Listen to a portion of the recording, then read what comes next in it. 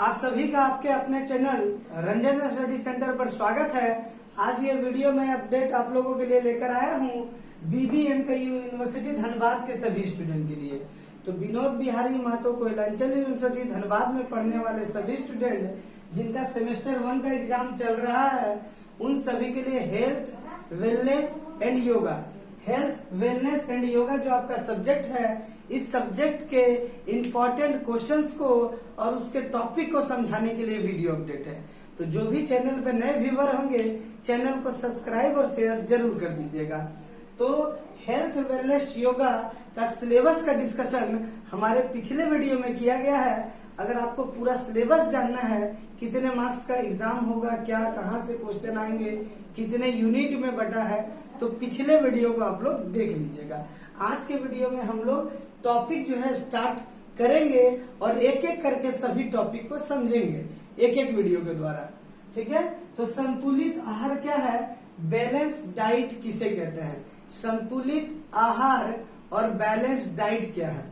देखिए, तो balance diet तो इंग्लिश में अर्थ हो गया और उसका हिंदी में अर्थ है संतुलित आहार। तो मान लीजिए हम लोग जो भी भोजन ग्रहण करते हैं वो संतुलित होना चाहिए, बैलेंस होना चाहिए। मान लीजिए बैलेंस डाइट क्या है, तो बैलेंस डाइट में हम लोग कह सकते हैं हरी सब्जियां, फल, दूध, मीट, मांस, मछली, अनाज, इन सभी की संतुलित मात्रा भोजन में रहना ही संतुलित आहार है। मान लीजिए हमारे शरीर के लिए फल बहुत अच्छा है, लेकिन केवल फल ही खाकर हमारा शरीर स्वस्थ नहीं रह सकता है। अगर मान लीजिए केवल फल खाते हैं तो वो संतुलित आहार नहीं है। सब्जियां, दूध हमारे शरीर के लिए अच्छे हैं, केवल सब्जियां और दूध ही थोड़ी खाएंगे। मीट, मछली, मांस, पनीर सभी अच्छा हमारे शरीर के लिए। क्या केवल इन्हीं चीजों को खाने से शरीर अच्छा रहेगा? तो नहीं, शरीर को एक संतुलित भोजन की आवश्यकता है जिसमें सही रूप से सब्जियां हो, फल हो, अनाज हो, दूध, मछली, अंडा, मांस, यानी कि सबका संतुलित रूप हो, एवरेज रूप हो। ठीक है, तो इसी को संतुलित आहार हम लोग कहेंगे। तो संतुलित आहार के फायदा क्या क्या होगा, क्या लाभ है? आखिर मान लीजिए हम लोग संतुलित आहार खाते हैं, इसके क्या फायदे हैं? तो इसके कई सारे फायदे हैं। पहला, संतुलित आहार खाने से हमारा शरीर स्वस्थ रहेगा। दूसरा, संतुलित आहार खाने से मोटापा नहीं होगा। तीसरा, संतुलित आहार खाने से हमारा शरीर जो है वो हमेशा कार्य करने के लिए तत्पर रहेगा, यानी एक्टिव रहेगा शरीर। और ऐसा खाना खा लेंगे, खाने के बाद नींद आ जाएगा। केवल चावल खा रहे हैं, चावल के साथ कुछ नहीं, चावल का ज्यादा सेवन कर रहे हैं, सुबह शाम चावल खा रहे हैं, तो कहने का अर्थ है तो उससे क्या होगा, हमें नींद बहुत आएगी। तो शरीर को स्वस्थ रखना है, तंदुरुस्त रखना है, ताजा रखना है और अच्छी नींद आना। अच्छी नींद भी संतुलित आहार खाने से ही आती है। साथ ही साथ संतुलित आहार हमें रोग प्रतिरोधक क्षमता देती है, यानी कि अगर हम सभी संतुलित आहार ग्रहण करते हैं तो हमारा शरीर रोगों से बचता है, रोगों से लड़ता है और इससे मदद मिलती है हमारे शरीर को। ठीक है, तो संतुलित आहार में महिलाओं को 1200 से 1500 कैलोरी, महिलाओं को 1200 से 1500 कैलोरी तक का भोजन एक दिन में करना चाहिए। वहीं पुरुषों को 1500 से 1800, पुरुषों को 1500 से 1800 कैलोरी का भोजन ग्रहण करना चाहिए। संतुलित आहार जरूरी क्यों है?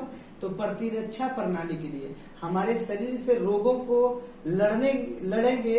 मान लीजिए किसी को थोड़ा सा बुखार हुआ, सर्दी खांसी हुआ, तो उनके शरीर पे ज्यादा इफेक्ट नहीं पड़ेगा। किनके? जो संतुलित आहार खाते हैं, सब्जियां, फल, दूध, अंडे, अनाज, सभी को संतुलित रूप से खाते हैं, तो रोगों से लड़ने की क्षमता उनके शरीर में ज्यादा होगी। दूसरा, वजन नियंत्रित रहेगा, बीमारियों से खतरा कम रहेगा, शरीर को ऊर्जा और ताकत मिलेगी, शरीर को ऊर्जा या ताकत मिलेगी, मानसिक स्वास्थ्य, हमारा जो माइंड है सही से काम करेगा, और पर्याप्त नींद, उचित नींद हम लोगों को आएगी। ठीक है, तो ये तो हो गया संतुलित आहार के लाभ। अब हम सभी जानेंगे संतुलित आहार के तत्व क्या क्या है, यानी किस किस चीज को संतुलित आहार का तत्व कहते हैं, क्या क्या शामिल होता है उसमें। तो पहला होता है प्रोटीन। क्या है? प्रोटीन होता है। दूसरा है कार्बोहाइड्रेट। क्या होता है? कार्बोहाइड्रेट। तीसरा है मिनरल्स। मिनरल्स को खनिज बोलते हैं हिंदी में। अगला है फैट या शुगर। शुगर यानी चीनी की मात्रा भी हमारे शरीर में होनी चाहिए। अधिक भी होने से दिक्कत है, कम भी होने से दिक्कत है, तो शुगर की मात्रा उचित होनी चाहिए। विटामिन, फाइबर, हरी सब्जियां, फल, पानी, ये सभी तत्व हैं। अब हम लोग जानेंगे कि प्रोटीन क्या है। तो शरीर के लिए जरूरी पोषक तत्व में प्रोटीन जरूरी है। यह व्यक्ति के पूरे शरीर के लिए जरूरी है, क्योंकि इससे हमारे शरीर की मांसपेशियां मजबूत होती है। प्रोटीन हमें उचित मात्रा में लेना चाहिए। ज्यादा प्रोटीन भी शरीर के लिए हानिकारक होता है। तो अंडा, पनीर, दूध, मटर, इन सभी से हमें प्रोटीन मिलता है। दूसरा जानेंगे कार्बोहाइड्रेट। तो कार्बोहाइड्रेट से शरीर को ऊर्जा मिलती है और कई बीमारियों से लड़ने में सहायता करती है। कार्बोहाइड्रेट हमें फैट वाला दूध, आलू, केला, ठीक है, चॉकलेट, आइसक्रीम, ठीक है, तो इन सभी के सेवन से मिलता है। साथ ही साथ चावल के सेवन से, जो हम लोग चावल खाते हैं, कार्बोहाइड्रेट मिलता है उससे। मिनरल्स यानी खनिज किससे किससे मिलता है? तो आयोडीन, आयरन, कैल्शियम, पोटेशियम, ये सब मिनरल्स हैं। इनसे शरीर में खून की कमी दूर होती है और हड्डियां मजबूत होती है। मांसपेशी, तंत्रिका तंत्र को भी यह अच्छा से रखता है मिनरल्स। तो हम अगर मान लीजिए पत्ते खा रहे हैं, जैसे कि साग खा रहे हैं पालक का, तो आयरन जा रहा है उससे।